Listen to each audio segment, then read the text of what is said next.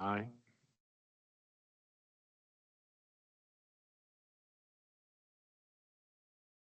Great to be back. I hope everyone had a wonderful summer. Let me put my mic on. I want to say I had a really engaging discussion, or at least participated remotely in the water reclamation, the water resources, and talking about water reclamation um, system here at Loudon. So for me, it was just listening and learning. I couldn't tell who was speaking. Thought I heard Alton quite a bit, and I think Alton and Kendra, I believe, were presenting. But it was really informative in terms of the projections and also what's going on with the data centers and how potable water could come into the play. So for me, that was really educational. So I really enjoyed that. And thank you for that session. And Thank you. Thank you, Mr. Moody. Mr. Bonfils. Yeah, I'd like to reflect also on the water resources event and thank everyone for their participation. There's always more that goes on than just what the speakers are saying, and it was very educational. I really appreciated all the board's participation. And when Brent did a summary towards the middle of the presentation to really understand what we were being told, it was very telling that there was a lot of information that had come across and a lot of different understanding, and we will be reconsidering some of our policies on water for data centers. That's all I have today, but I hope everybody, we're back into the fall season. Everybody is ready to go. So thank you. Thank you, Mr. Bonfils. Mr. Yudd. Well, hello to my colleagues and the staff. Welcome back to everybody after the summer break. And, what a difference 24 years makes from today when you think about the date. And for our roles here at Loudon Water, just thank you to staff for running such a well-organized and safe utility system. And thank you for the ability to serve our customers. So just thank you. And what a great country we have. Also, as my colleagues have mentioned, I thought the water resources discussion on reclaimed water systems was excellent, just really terrific. So thank you to staff. Then also at the Finance Committee, and I guess we'll get an update from Committee Chair Kelly, the procurement discussion and Amy's explanation of that was very well done, I thought. And I had a bunch of questions. I'll probably ask for a tutoring session at some point, but it was really good. So thank you for all of that and look forward to a good meeting today. Thank you. Thank you, Mr. Yudd. Jewel, is Mr. Buffington online? Okay. All right. And Mr. Campbell likewise. Okay. Okay. Mr. Kelly. Thank you, Mr. Chairman, and I echo the board members' comments. Welcome back, everybody. I hope everybody had an enjoyable summer. Chatting with Mike Beersley on the way up, and we were both glad that the cooler weather has come upon us after a very, very warm July and early August. Thank you, Mr. Bonfils and the committee and all the presenters of the Water Resource Committee. I did participate remotely, and even though I've been on this board for 12 years, I guess it's 12 years, I learned a lot. That's a lot more there than I had ever imagined. I think I remember the days 12 years ago when we were looking for customers. And so it's good to know that we're now talking about possible enhancements and expansions to that system. And I echo Mr. Yudd's comments. It was a sad day 24 years ago. I was actually working in Ballston in Arlington in a tall building and saw the plane go into the Pentagon, which horrified me. And turned out one of my customers from a previous employment was on the plane. We were on the top floor, the trading floor, so we had widescreen TVs, and we saw what was going on in New York, and so we had big windows, we could see everything. We often see the planes going International Airport. And after what happened in New York, somebody said, "Where's that plane going?" And it was odd to see large aircraft in a place it wouldn't normally be. So we all stood up and said, "Where's it going?" And it looked like it was kind of heading in a dangled direction towards National Airport, but was not quite there. And then, of course, we know what happened. And that was I think that's the tallest building in Arlington, one of the tallest buildings in that section of Arlington. And that building cleared out in a New York second. I mean, because we didn't know what was going on at that point. But I'll never obviously very impactful. Never forget that. It was a horrible, horrible day. And I remember that afterwards, and where I live in Lovettsville, the jets were flying overhead and so forth. I think they were helicopters. I think they were taking people to now weather where the underground facilities are for those who are have that privilege. But anyway, I'm glad to be back. And as Mr. Yed said, we had a full finance committee meeting, and so I have my comments, Mr. Chairman. Thank you. Thank you, Mr. Kelly. Appreciate that. Mr. Salt. Thank you. I have not much to add to that. Welcome back, everybody. And 24 years ago on that day, I was sitting in a meeting with the general manager at WSSC. There were about 20 of us in the meeting. Somebody came walking in, whispered in his ear. He said, well, it looks like there's been an accident at the World Trade Center, and the meeting went on. And then a few minutes later, that same guy comes about walking in. And if I ever saw a general manager turn white as a sheet, he said, this meeting is over. And we got out in the parking lot. Blue Plains is, I don't know how many miles away from the Pentagon. You could smell the jet fuel from the crash all the way over at Blue Plains, which was kind of weird. And of course, we didn't know what to do, where to go home. The day was destroyed. The other problem that I have that you don't have is my wife's birthday is September 11th. That kind of kills her birthday every year, which is, we try to look over it and celebrate it, but there's always that black cloud hanging over there. Anyway, welcome back, everybody. I have nothing else to add. Thank you, Mr. Sultan. I will just add to that it's kind of like our Pearl Harbor almost for our generation. And we all remember where we were, same type of thing. But welcome back, everybody. It was a great summer. I thought the weather was pretty much close to 10 all summer long, and it continues to be perfect. The meetings, all three of the meetings, the committee meetings were fantastic. I think it's because staff gets rejuvenated in the month where they don't have to deal with the board. So they come back with a really great meeting, and they were informative. And it's amazing how much we get into the weeds in the meetings and in the committee meetings, and that's what it's for. So I applaud staff and the board members for the diligence and participation in all those meetings. That's all I have. I'll turn it over to our esteemed general manager. Thank you, Mr. Chairman. A few comments for you today. On Thursday, September 4th, the Trap Rock Water Treatment Facility celebrated its 7th anniversary of operation and supplying water to the central service area. Congratulations to the Loudon Water staff, both past and present, who have made this facility a great success. Loudon Water is being recognized by the Water Environment Federation as a utility of the future today in the watershed stewardship category for our efforts at Reservoir Park. The utility of the future today accomplishment reflects forward-thinking innovation, sustainability, and community leadership. The recognition program celebrates the achievements of water utilities in the areas of community partnership and engagement, watershed stewardship, energy efficiency generation and recovery, nutrient and materials recovery, water reuse, and beneficial biosolids reuse. Loudon Water was recognized in 2017 and 2021 in the water reuse activity area. The 2025 recognition is our first award in the watershed stewardship area activity, and we will be honored during a ceremony on September 30th at WEFTEC in Chicago. It's fall, and that means it's festival season. Loudon Water will be participating in several events this fall to foster connections with our community. It will be at Fall Fest at Claude Park on September 20th. We'll be at Brambleton Bramtoberfest at the Brambleton Town Center on October 4th, and at the Community on Purpose Festival at Claude Recreation Center on November 15th. If you're in the neighborhood, please stop by and say hi to our team. Loudon Water staff has been continuing to coordinate with county staff regarding the Peonian Springs and Waterford communities. As a reminder, both of these communities are part of the county's water and wastewater program, and plans to implement a combined system for both water and wastewater are being studied.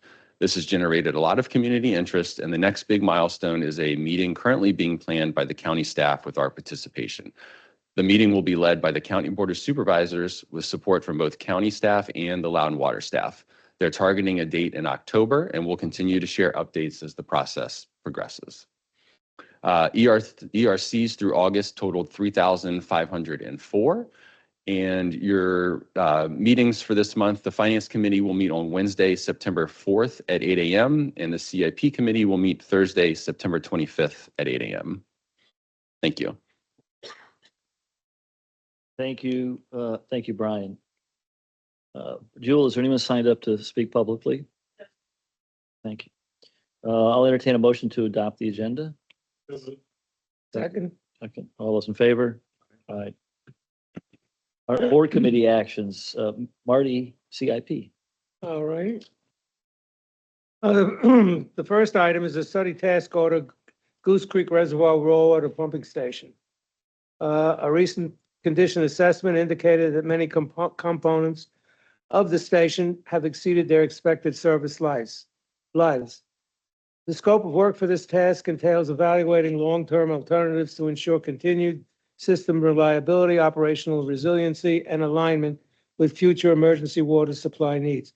Hazen and Sawyer was selected for this study for a fee of $133,200 with an approximate 5% contingency for a total authorized budget of $140,000. The committee voted to include this item on the September 11th board consent agenda. The next item was award of a construction contract for Broad Run Reclamation Facility Phase 3 Expansion Program, Package 1. This is basically preparing the site for future expansion. Will include erosion and sediment controls, clearing, grading, yard piping, etc. Bids were opened on July 23rd, 2025, with William A. Hazel being the low bidder at $11,994,950, which is well below the engineer's estimate of $16,400. That's a good price. Total budget for the work is $12,600,000. The committee voted to include this item on the September 11th board consent agenda. There was a short discussion at the board meeting, at the committee meeting, on whether the size of the award requires this to be put on the action agenda.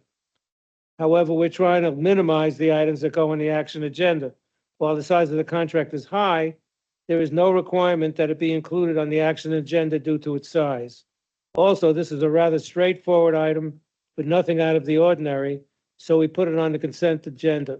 Members are reminded that any member can pull the item off the consent agenda for further discussion if they disagree with this decision. The next item is approval of the construction phase services for that construction contract. It includes meeting attendance, periodic site visits, submittal reviews, et cetera, all the usual stuff.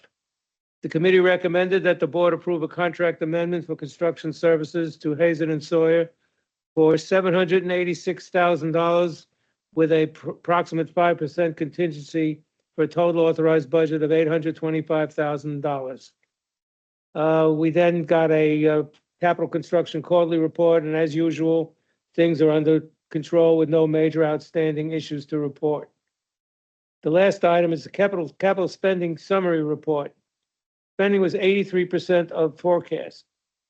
A substantial part of the cost lagging was due to private contractors not pursuing their projects as projected, thus lowering the amount of reimbursement and associated spending by Loudon. And that's my report.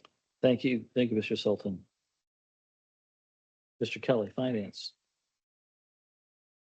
Thank you, Mr. Chairman. We had a full agenda at our August 27th Finance Committee meeting. I will note that Mr. Campbell, he's not here today, but he was not in his usual sartorial splendor. So I gave him a hard time afterwards for not wearing a tie. As Mr. Yudd said, we had a pretty full agenda, lots to talk about. So we've been busy, and I appreciate the staff preparing all the information. It was very well done and very, very thorough. First item we talked about was the extension of banking services, which currently using Wells Fargo. 5 years ago, a contract was put out for bid. Wells Fargo was the bidder. So we've been under contract with them for 5 years, and that expires at the end of the year, but it has 2 one-year extensions for fiscal year 26 and 27. And the committee recommended we approve that. So that's on your consent agenda today. Then we went into proposed changes to the procurement policy, as Mr. Yudd mentioned. Those changes are all legislatively driven. I won't go into them too much. It's in your package, but that was a very well done explanation of some of the changes and some of the oddities that are put forth by the legislature for us to incorporate into our policy. For instance, there's a non-transportation related to construction. Public bodies may establish written small purchase procedures not requiring competitive sealed bidding or negotiation in the aggregate amount for single or term contracts do not exceed $300,000 up from the previous $200,000. And another item I'll note was that it establishes the design bid build via competitive sealed bidding as the default method of procurement for construction. We also talked about, there was also a number of numerous administrative enhancements with that policy change. Then we went into the mid-year financial review. Everything looks good. We're above budget projections for revenue by 106%, but that includes the Luckett's equalization fee. Operating expenses are below budget, which is good. The non-operating revenues are expected to be above budget, and non-operating expenses are expected to be below budgets. And funding for anticipated capital expenditures is available. Key factors driving the results of the 2025 review include ERC's efforts by staff to scrutinize costs and discretionary expense line items, and the user rate increase that went into effect in January 2025. One thing I'll note is that with respect to growth, 3,311 new equivalent connections, ERCs, were added to the system through June. The new ERCs represent 164% of the annual budget projection of 2020. In July, an additional 97 ERCs were added. The ERC projection for 2025 will increase to 5,000. We then, Sally Deller then also went through the monthly financial summary. That also looks great as well. Moving on, we went through a quarterly investment policy review by Sally that was very well done. It's something the committee had asked about at a previous meeting, that we wanted to understand how investments are made and so forth. And of course, as you all, most of you know, that we're pretty restricted in what we can and cannot invest in. It has to be pretty safe and liquid instruments.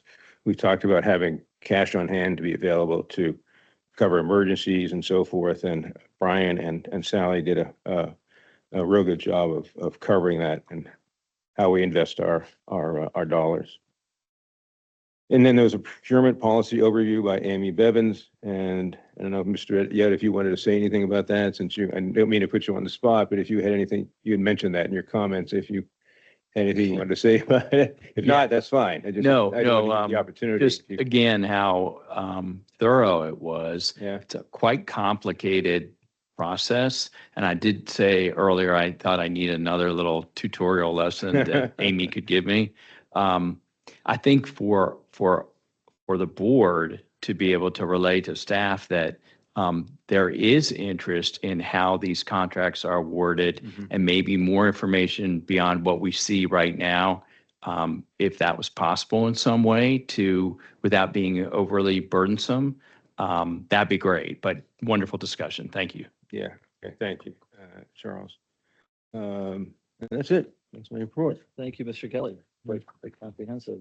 Two of you are on top of your game today. Mr. Bonfils, Water Resources.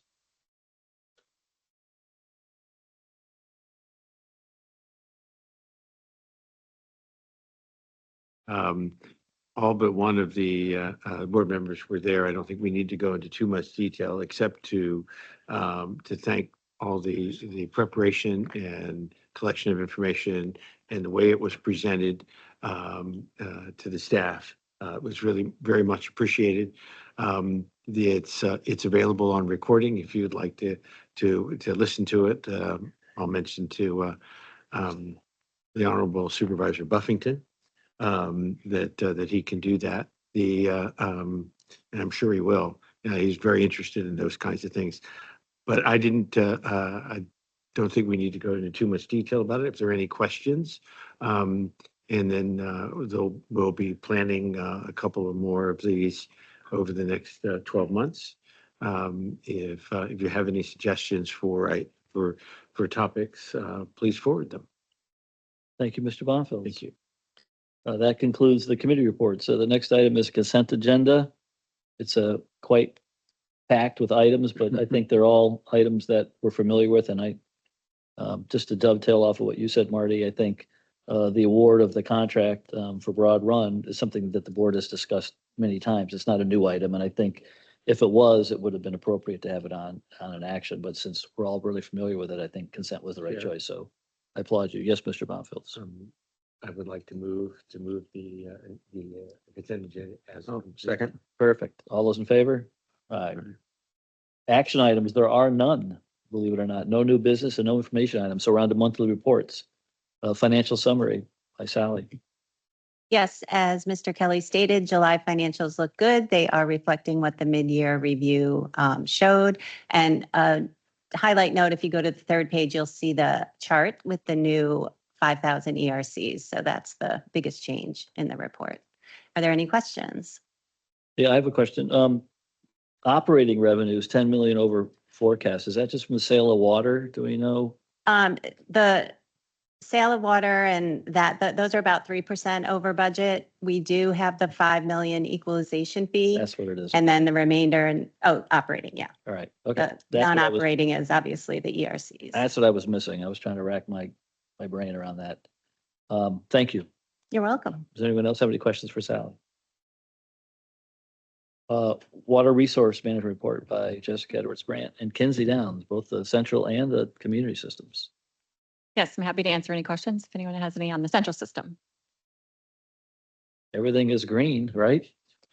Everything is green. Right now, we've been a little bit dry, so the region has started monitoring, but we're going into cooler temperatures, so we're remaining optimistic. And I'll then pass it to- for community systems, I have a question for Kinsey. So how is Raspberry? I see it's still yellow. Are we trending slightly positive? Are we trending negative? I saw that their water usage looked like it was down for the summer months versus the year before, but I don't know whether it was because it was cooler. So could you talk a little bit about that? Is our educational process working in there and people are using less water than they did a year ago? Yeah, so you kind of cut to the chase there. Our water consumption of Raspberry is down compared to previous years. A lot go into that. We do think our messaging is playing a role. Plus, a lot of people's landscaping is maturing. Pavement doesn't need as much watering. People's interests have changed. It's been really nice. I'm sure people have not been home kind of battling that turf battle. Additionally, we have seen some rain, so we're kind of neutral out there. We're not super increasing slowly or decreasing, so we're keeping a tight eye on it. If we recall, we went yellow mainly because of that one monitoring well, and that one is staying down, but our other wells have not responded like that. So we're just keeping it really close and tracking accordingly. Okay, thank you. You're welcome. Water and sewer agreements by We Tran. This is gonna be tough without Mr. Vega here. Does anyone have any questions for We? No? Anything you want to tell us, or everything was good? Nope. For both the July and August reports, it was pretty much standard business. So nothing to note. Okay, great. Quarterly reports, the BOA report for Mr. Lipinski. We just got a lesson on BOA at one of the committee meetings, so that was, we didn't mention that, but that was great too. All right, capital construction. Comes the dynamic duo, Oh, yeah. Batman and Robin. I think that we got to give them a nickname. We're getting a presentation, right? Awesome. More Captain America. You gotta have two though. I know. Two Captain America. Pass it over to Robin once I'm done here. Hope you don't mind that. It can go either way, depending on the day. Good afternoon, everyone. Capital construction report here for the second quarter of 2025. My name is Sam Flores. I'm here with Rick Zapefel, and we will talk about how we've been doing on the construction front on capital projects. I guess before we get going, I do want to express appreciation for the committee and the board here. You guys are always appreciative of our efforts when we present these reports. And, you know, I just sort of want to take a moment to pass that along to our staff. Construction is tough, complex work, schedule waits for no one. Tensions can run high at times, and you know, it's really demanding. And I think the staff deserves a lot of credit for keeping all these projects on the rail the way we've seen quarter after quarter here for a while. So I just want to take a moment, if it's not overly fawning here, to sort of get that out. With this report, we'll start with an update on the lab HVAC improvement project over at Broad Run, followed by a report on the Russell Branch sewage pump station construction. And I'll do a deeper dive on Milestone before handing it over to Rick for an update on the expansion, phase 2 expansion project, and wrap it up with some quarterly figures. The lab HVAC project is just about to wrap up commissioning. We are running into some instrumentation and control bugs that need to be squashed to really call the work complete. I guess the sort of the peek behind the scenes here might be that we're quickly running out of time in terms of the ideal conditions for us to test this system. So the team is currently scrambling to figure out what those problems are, to get them addressed, and finalize that commissioning phase so that we can turn over the work and release the contractor here. So things are going well. Hopefully next quarter we'll report full completion of this work. Over at Russell Branch, as I pointed out during the CIP committee meeting, things were a little slow to get started, but we have hit a good pace now. Momentum's picked up on the construction of the structure itself after some delay to get going. So right now, if we were to visit the site, you'd see the structure is a lot further along than what's being pictured here, but this is just the state it looked like at the end of the reporting period. Not much to talk about in terms of change orders being executed, claims, disputes of any kind. The contractor has not submitted a delay claim and acknowledged that the delay is his responsibility for now. And we are looking forward to a remediation plan to see how we're going to get this one back on track and hopefully hit our completion targets. Over at Milestone, things are still going well, still ahead of schedule. Still not a lot in terms of disproportionate changes to report on construction of the pump station itself. The structure has now started, as you can see on the picture here, and all tunnel, basically all mining work on the geotechnical front for the shaft and tunnels has been complete. Bridge should be done this upcoming quarter. So hopefully we'll report completion of that the next time we provide this report. Here's the financial stats for Milestone, just a hair under $1 million in changes for $145 million original contract value, and billed out 62 million, if my vision doesn't fail me here, as of the second quarter of 2025. That is a typo that had been addressed here before the CIP committee meeting, but I see it's come back up. So I should really read second quarter of 2025, 62.82 million to date. At what point can we start putting water back in the quarry itself? So in 2028, if all goes according to plan, we will start a control field of the quarry. That serves a couple of purposes, but the sort of the way I would summarize it, to not go into too much detail, is that we really want to be able to assess how well the quarry holds at different elevation intervals, given the obviously effects that it would have on the adjacent B quarry that's still actively being mined out by Luckstone. There's also tests at critical elevations, including the A-B tunnel plug, the existing tunnel that connects quarries A and B. Will get a new concrete plug, essentially. And so again, that'll mark another sort of hold point where we stop and address how the static pressure and how any seepage, may or may not be occurring, and then to sort of decide, if there's anything that we need to actively deal with before we proceed with the remainder of the fill. So, a little bit of a longer answer probably, but we won't really see any water deliberately go back into the quarry until roughly 2028. Before that, we do plan on controlling using a minimal amount of volume and recirculation to test out critical pump station functions. Thank you. Any other questions? And this is just my lazy attempt at representing full completion of all the geotechnical work here.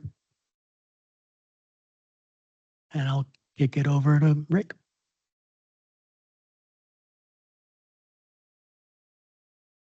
All right, good afternoon.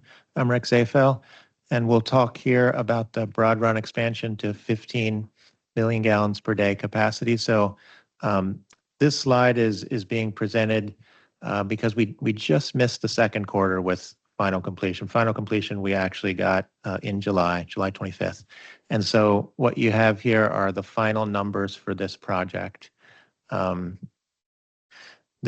I think I've said it before, this project was a huge effort by many here at Loudon Water to make this possible and get this project to the finish line. So a great success story for Loudon Water. Any questions on this slide? This will be on the completed construction projects list next quarter, I promise.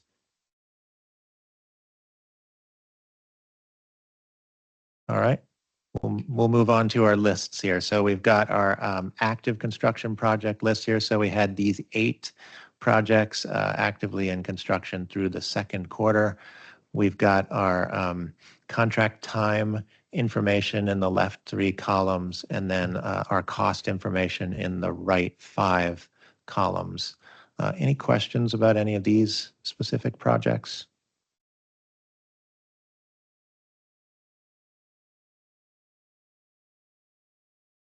Okay. Complete. Okay. Just 2 more here. Completed construction projects. We had Beaver Dam Reservoir Park hit final completion in the second quarter. So this one is dropping off. Those are the final numbers there. And then our look ahead, we've got 5 projects anticipated to start construction in the next 6 months or so. And we've got the construction, the estimated start dates and the durations there for those projects.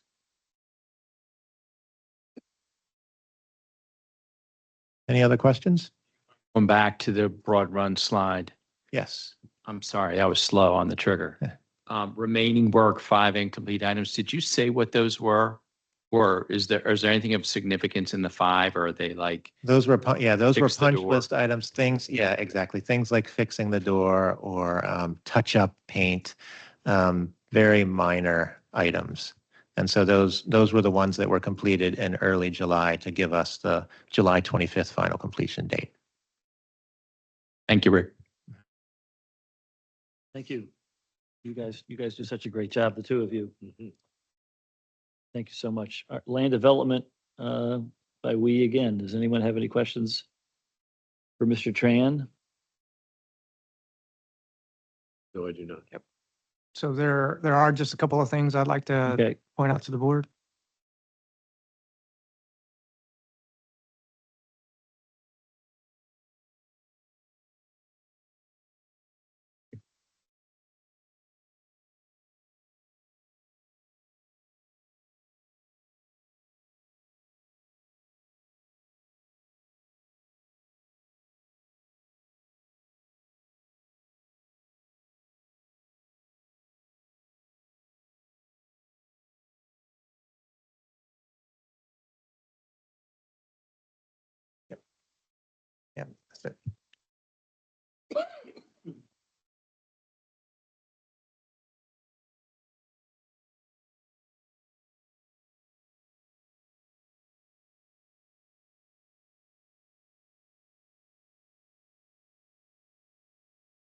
So I'd just like to kind of highlight these couple of these bar charts.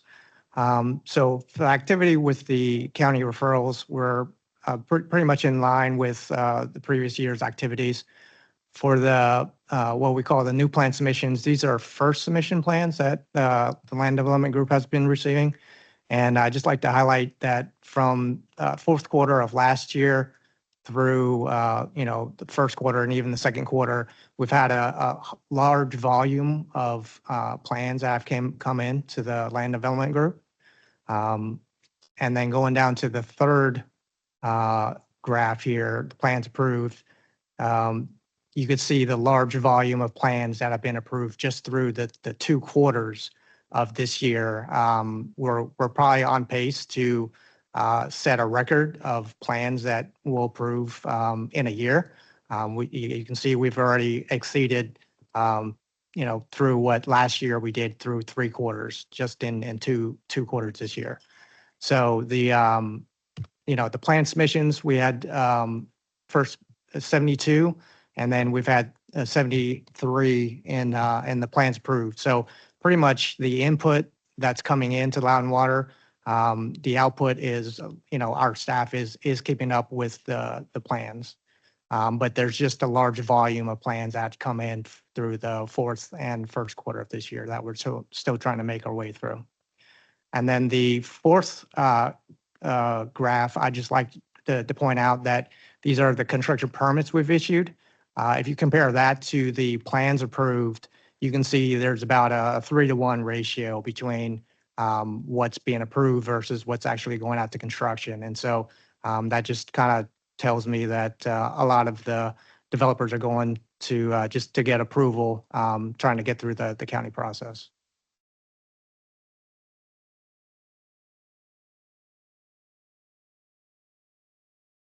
Are we appropriately staffed in the plan approval department? I know I thought we were looking for planners. Is that still in process? Tom or someone can correct me if I'm wrong, but I believe we've hired a new member. They've not been onboarded yet. We still have a open position available on our website, and we are discussing the budget for next year. And so we may be adding additional staff through that process as well. Yes. Does anyone have any questions for we? Got a question real quick. When you look at the charts, they're really compelling to try and figure out the magnitude of work that's incoming.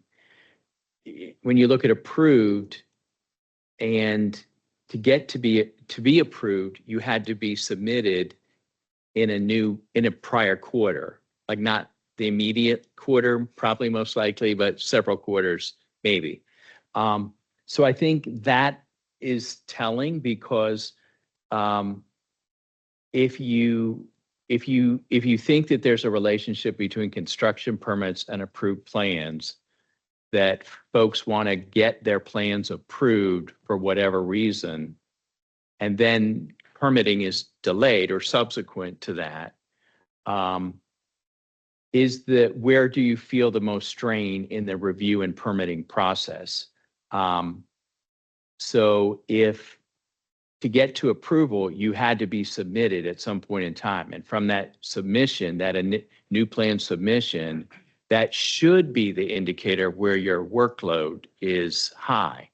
And maybe that could be telling to the board for, do you really need even more than the one that just got hired and the one in the wings, so to speak. So I guess those are questions that's information that's helpful, but it gives rise to those questions.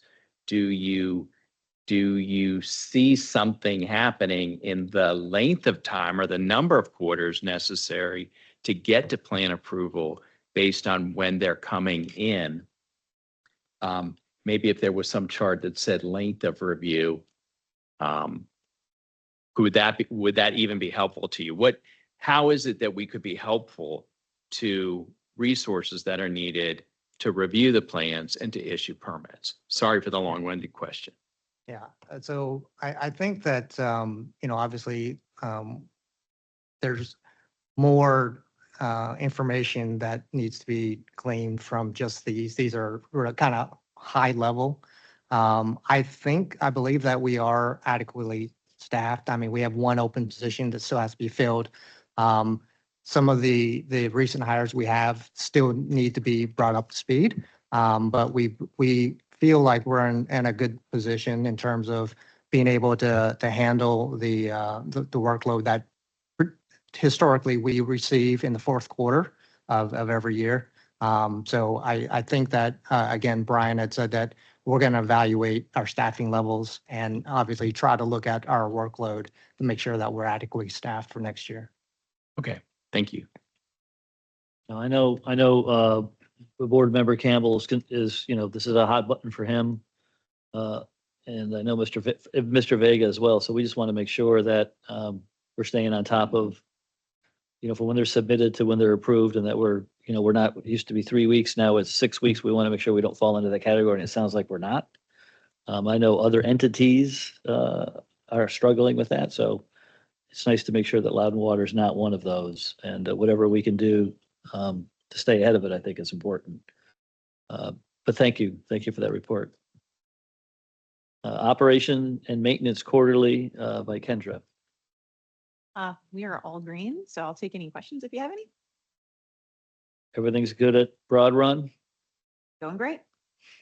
All right, thank you. And then the most difficult report always is Mr. Shunta's safety results report.